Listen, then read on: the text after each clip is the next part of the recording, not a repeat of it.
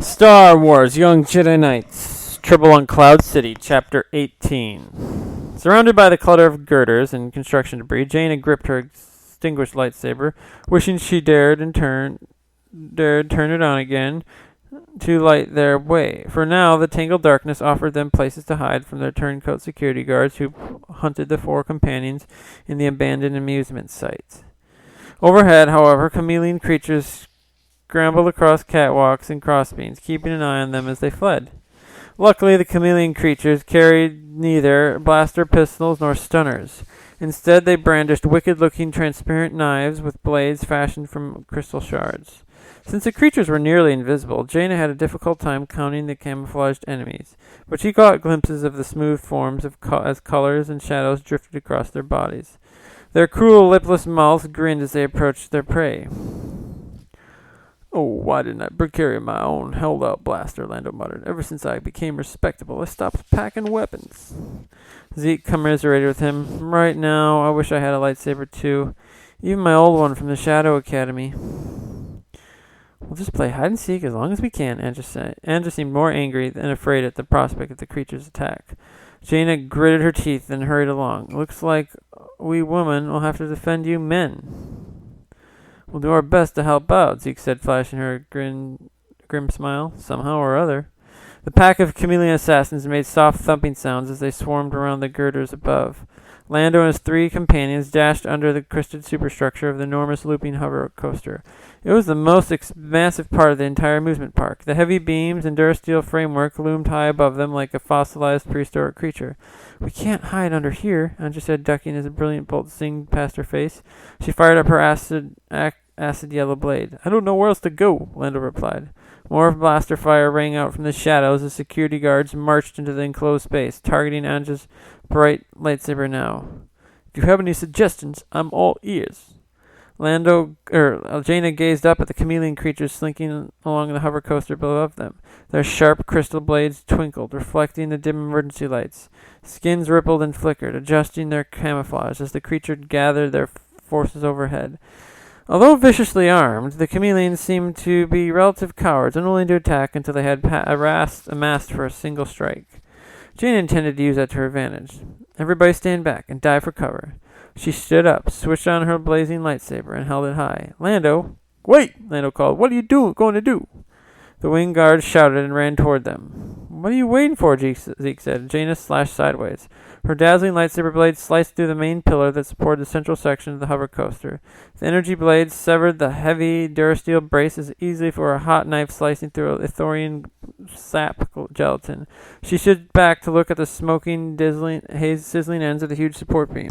As if in slow motion, she saw the metal begin to slide. The hover coaster tilted. "Look out," she cried, and dove for a pile of heavy crates. Anja and Zeke had already scrambled backward. Lando stared in horror. "My hover coaster!" The clustered chameleon creatures skittered about, scrambling for balance. Suddenly, the entire framework toppled beneath them, groaning, bending, twisting. Jaina looked up, shielding her eyes against the debris that might fall in their direction. The smooth-skinned creatures tumbled downward, shaken loose from their precarious perches. The skin colors shifted as they tried to match the color of the air through which they fell. Girders groaned and clumped. With a resounding crash, the central section of the hover coaster slammed down into the deck plates. "That's just great," Lando said, astounded. "Now I'm even more behind schedule." Showing no consideration whatsoever in response to his financial plight, the traitor's Cloud City security troops opened fire again, running toward the scene of the crash. "We've got 'em now," bellowed a deep voice. Lobaka roared across the sky in his commandeered blue cloud car. He hooked sharply off to the left, intentionally veering far away from Jason and Tenel Ka. Separating and causing their pursuers to split up seemed the best chance of escape. "Master Lobaka, what you think you're doing?" EMT said shrilly. Lowy jerked the controls and accelerated even more, spinning around in a sideways loop as the pursuing hitmen fired their weapons. The bolts sizzled through the air, and Lowy's sensitive nose could smell the ionization drifting up, a taint of ozone and other burned gases from Bespin's atmosphere. The blue cloud car lurched from one side to another, letting the bolts pass harmlessly beneath the hull. "You realize, of course, that you're not licensed to pilot this craft," EMT continued. "You have no training. We're all doomed." Lowy barked a warning. "How do you expect me to be quiet? This is an emergency," the droid wailed. But when Lowy growled, that every small distraction would increase the likelihood of crashing, EMT promptly fell silent and blinked his optical sensors with internal misery. As Lowy soared along, though, his sensitive ears detected a flutter in the cloud car's engines. The craft may have been well unused for months or even years, and it was severely out of tune. With one glance, he confirmed he had very little fuel as well. He looked behind at the single predatory craft that still followed. Inside it, the slime-dripping alien and one wing guard pushed closer, firing their weapons. Unfortunately, their vehicle did not appear to have the least bit of engine trouble. Lowy ducked and looped, then finally spun around and headed back towards Cloud City.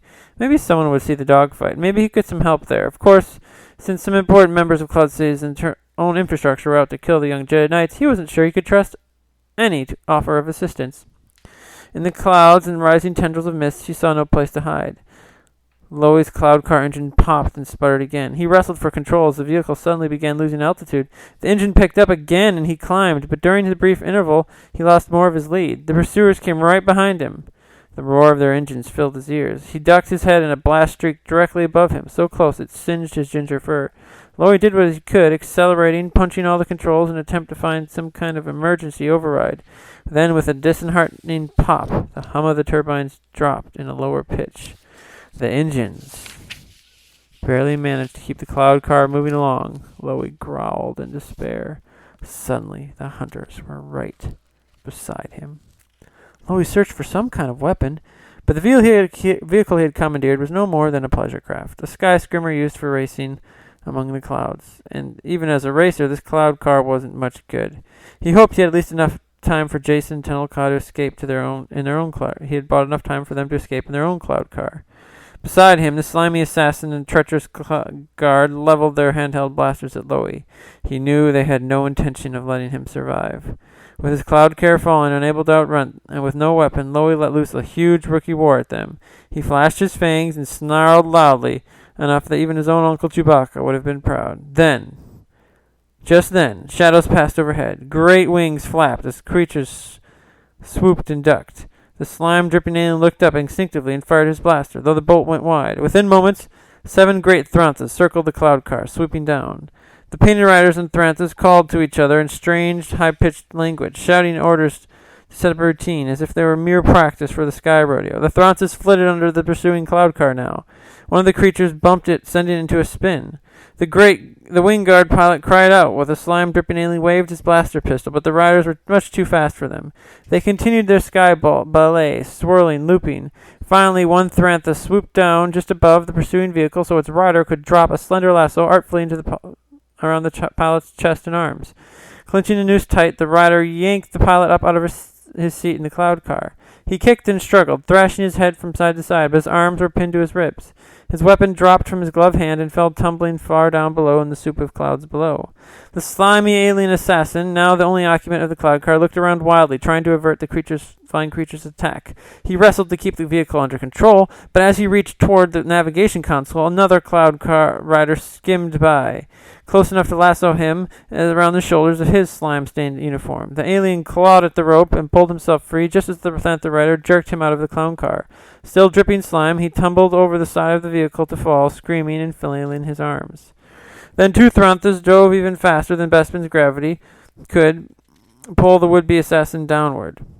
As Thantha rider snapped the alien in midair, looped the rope around him, and tossed him in the back of one of the Thranthas, the alien began to struggle. The cloud rider grinned and easily tossed the slimy captive off his Thrantha, so the partner could spin around to catch him on the second Thranta's smooth back. The second Thrantha now flapped up to join the cluster of other performers, and the entire troop made a show of tossing the 2 helpless captives from one Thrantha to the other as if they were balls in a juggling contest. Unpiloted now, the pursuing cloud car spun out of control, its rudder sending it into a dive until the craft zoomed at full speed down into the deep layers of unpenetrable clouds. Lowy brought his own puttering vehicle closer to Cloud City. Under a watchful eye of the Throssler rider, he used every trick he could think of to increase his altitude and keep the cloud car afloat. Finally, he reached an open-rigged set of free-form hover scolding that clung to the underside of Cloud City's hull. As he brought the craft in, the Thantha riders flew off with their captives. Lowy wondered what the colorful aliens would do with them when they returned to their berths in Cloud City. "Ah, it's a fine thing to have friends in high places," he said. Lowy barked his agreement. He held on tightly as the cloud car bumped and skidded into an open platform on the hover scaffolding. The sparks flew from scraped metal. Although the engine had completely died, he managed to spin the craft around so it came to a rest with a loud thump on the unoccupied ledge right near an emergency exit into Cloud City. Groaning, the Wookiee turned to look into the vast sky behind him, the thick with bulging clouds. He saw no sign whatsoever of Tenel Ka or Jason.